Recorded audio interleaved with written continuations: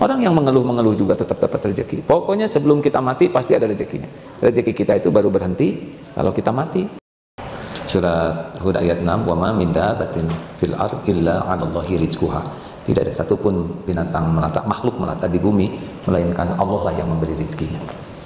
Semua ya. Dan surat Al-Ankabut ayat 60, wa ka'ayyin min dabbatin la tahmilu rizqaha Allah yarzuquha wa iyyakum. Dan berapa banyak binatang yang tidak bisa membawa atau mengurus rezekinya sendiri, dan Allah yang memberikan kepada mereka, kepadanya dan juga kepadamu. Jadi banyak binatang yang ini di sini di pesantren ada kuda. Bagi kuda itu tidak mengerti makan rumput, tapi Allah langsung siapkan air susu ibunya. Jadi kuda tetap dapat rezekinya. Termasuk singa, anak singa lahir tidak bisa berburu, dia kalah larinya oleh buruannya dan belum mengerti.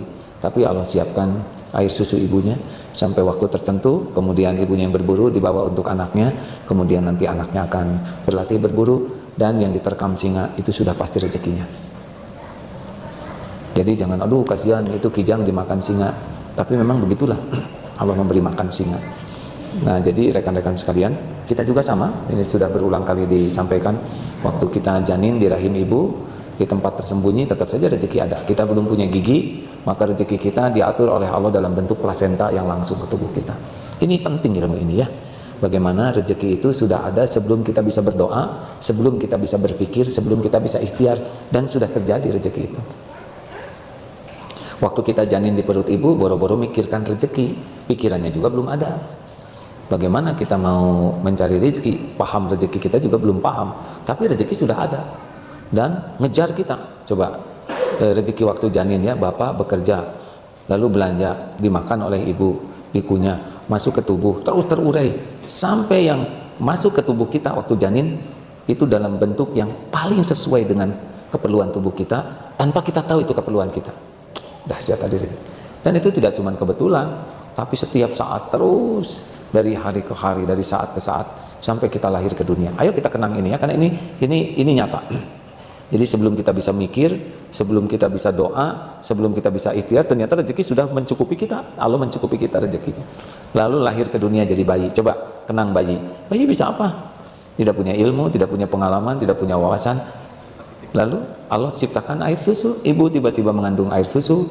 Lalu air susu itu entah gimana bayi jadi membesar. Jadi otot, jadi tulang, jadi gigi, jadi rambut. Bayi itu membesar itu dengan air susu saja. Itu juga belum bisa doa kita. Jadi jangan sampai lupa terhadap rezeki yang mengejar kita. Lalu ada ibu-ibu yang tidak mengeluarkan air susu, ada.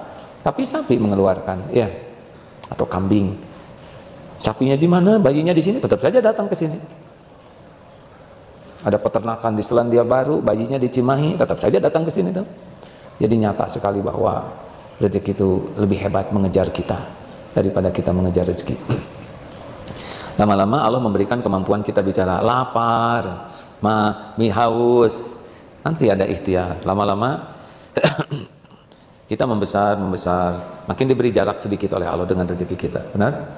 Terus agar jarak. Nanti sepertinya kita harus membanting tulang. Tapi tetap saja lebih hebat rezeki ngedeketin kita. Persis seperti cecak, makanannya nyamuk. Dia memang bergerak, tapi tetap jauh lebih hebat nyamuk bergerak ngedeketin cecak daripada cecak ngejar nyamuk. Benar kan? Cecak memang bergerak, tapi berapa banyak gerakannya. Tapi nyamuk itu dari selokan depan loh, ke sini terbang, terus mendekat sampai ada dalam radius jangkauan cecak. Cecak ikhtiar. Sama kita juga kan? Makan. Coba ya alhamdulillah tadi makan. Lihat nasi merah. Dari mana ini? Saya tidak tahu sawahnya di mana. Siapa yang nanam? Siapa yang ngetam? Siapa yang bersihkan? Siapa yang jual? Siapa yang ngangkut? Demi Allah sampai tadi di piring. Udah itu ada ikan. Dari laut mana? Siapa ayah ikan? Siapa ibu ikan? Lahir, siapa yang ngambil dari laut? Dibawa ke pasar, dari pasar pakai es, dibawa ke sini, dari sini dimasak sampai ke sini. Itu belum cukup tuh. Belum hanya nasi, tapi ada garamnya, ada sambal, ada bawang, ada yogurt tadi itu, walaupun sedikit yogurt. Itu dibuat dari apa kok asam gitu kan? Dibuat dari asam mungkin ya. Ini sapi, air susu diolah sedemikian rupa, sapinya di mana?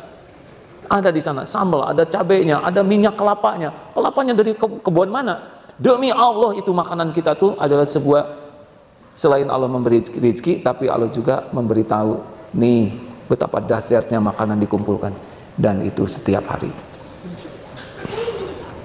Minum air madu, ya, biasanya ada di sini, tapi nggak apa-apa, ya, karena dia akan datang pada waktunya, ya. Jangan minta-minta, ya, tenang saja. Biasanya di sini nih, ya.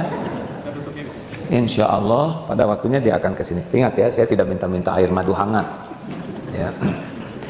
Kalau memang rezeki saya datang nanti ke sini, ya, kita tunggu aja. Mana ya?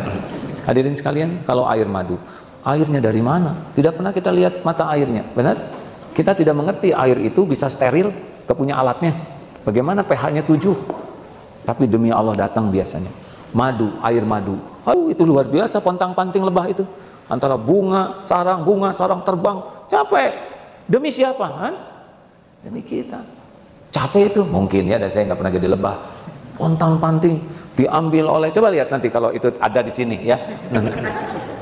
Tenang, tidak usah ditunggu-tunggu, ya, karena itu akan membuat letih dalam penantian. Ada kok, ya, sebentar, nada itu ya mencerminkan penantian. Madu datang, diambil, diolah, diangkut, dibotoli, masuk ke sini. Ada, ini luar biasa, hadirin. Tuh kan, biasanya di situ, ya. Nggak apa-apa, manja. Asli nih hadirin. Coba ini untuk air madu hangat. Ini ngangetin air juga ada ilmu sendiri. Luar biasa. Kita hanya tinggal ngambil, tapi ini perjalanannya luar biasa. Saya tidak tahu ini dari mana madunya. Jauh. Dan ini bukan sembarangan hadirin. Kalau kita hanya minum saja, nggak ingat bagaimana Allah menjamin, aduh itu dia. Harusnya dengan makan minum tuh jadi yakin pilihan kita tuh adalah yang halalan thayyiban. Orang yang mengeluh-mengeluh juga tetap dapat rezeki. Pokoknya sebelum kita mati pasti ada rezekinya. Rezeki kita itu baru berhenti kalau kita mati. Kalau belum habis jatah kita, hidup kita nih sampai selesai. Nah, nanti kita makin tua, nggak bisa pergi seperti waktu muda, balik lagi rezekinya seperti kita bayi, ya. Mau kemana kek? Mau ke dapur. Kakek, nanti susah, duduk aja. Nanti dari dapur datang.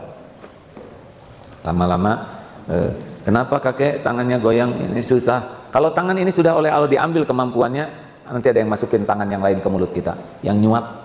Betul? Nanti, kenapa kek? Usah nelen. Kalau ini udah diambil kemampuannya, masuk ke sini, diinfus. Nanti kalau sudah waktunya selesai, kita meninggal, maka infus nggak bisa lagi bermanfaat, selesai. Jadi urusan kita tuh bukan masalah ada tiadanya rezeki, tapi berkah atau tidak rezeki kita. Niatnya lurus tidak dalam ikhtiar, caranya benar tidak, itu yang kita pikirkan. Bukan rezekinya, rezeki udah ada, tapi niat dan caranya ini berkah atau tidak. Kemudian kalau udah ada nih, syukur atau tidak, itu urusan kita. Ucapan alhamdulillahirabbil alamin itu lebih berharga daripada rezeki yang ada, karena ucapan hamdalah itu merupakan pengakuan rezekinya udah rezeki, tapi alhamdulillah itu rezeki yang lebih tinggi daripada rezeki fisik. Jelas tidak ini? Jadi kalau kita ketemu alhamdulillahirabbil alamin, ini air madu ini udah rezeki, tapi rezeki yang lebih tinggi dari air madu ini, yakin ini Allah yang nyiapkan. Itu rezeki yang sangat mahal. Yang minum madu banyak, yang nyebut bismillah lebih sedikit dari yang minum madu, tapi yang minum madu ingat ini disiapkan oleh Allah, itulah rezeki yang termahal.